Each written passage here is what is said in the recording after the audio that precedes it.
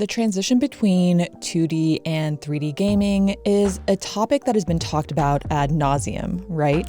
You've watched the videos, I've watched the videos, and I think we can agree that the transition that game developers needed to walk us through in the 90s was no small task.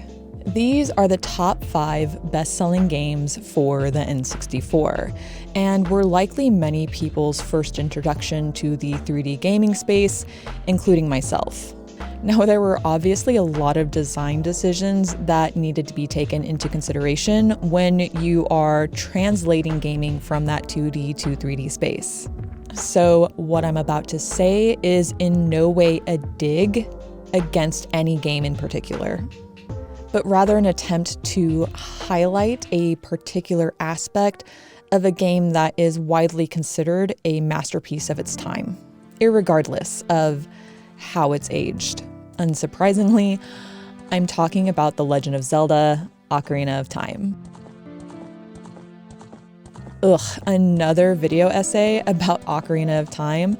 How original. But wait, I just wanted to take a moment of your time to highlight an aspect of the game that I can't recall anyone else ever talking about, and I have watched a lot of video essays, okay?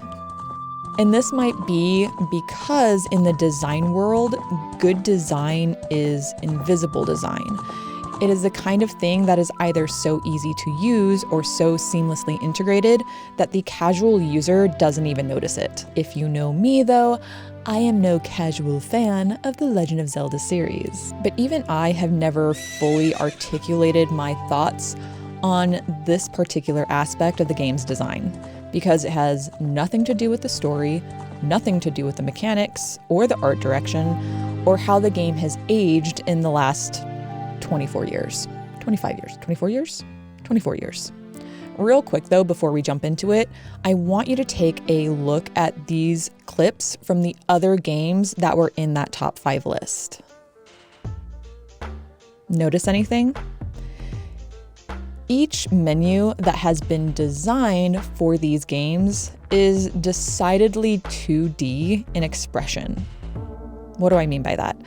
I mean that it feels as if you're kind of being taken away from the game and looking at the same 2D menus that we were looking at in games of the previous generation or previous era.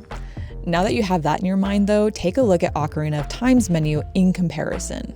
I don't think a lot of gamers really ever appreciate it, again, because it has that aspect of invisible design. It's not necessarily like peak menu design or usability. It definitely has that 3D expression all the way through. You are transported into this little box, and as you move through different parts of the menu, you can see that cube moving around you, whether you're saving, checking out your map, checking out your items, your inventory.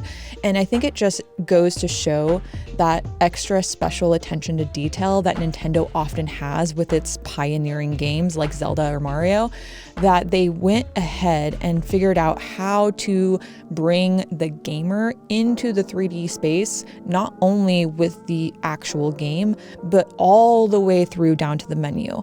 Now, menus are these kind of weird, difficult things because they're so immersion breaking.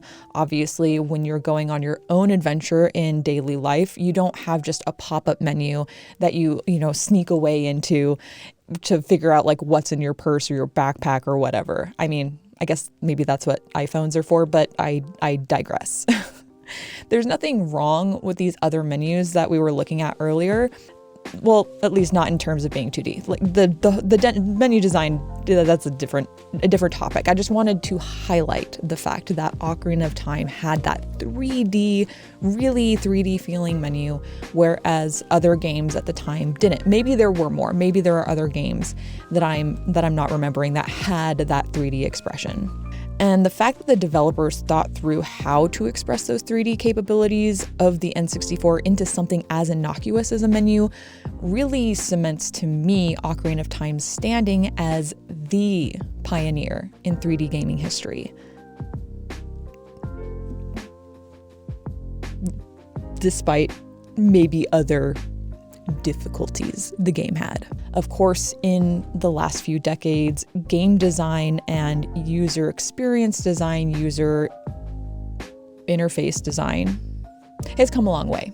It's come a long way as developers have started taking care with these kinds of design decisions. They realize that they don't want gamers to break their immersion within their games.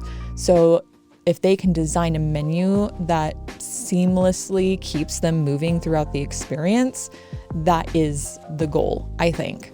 And I've come across a lot of bad game design.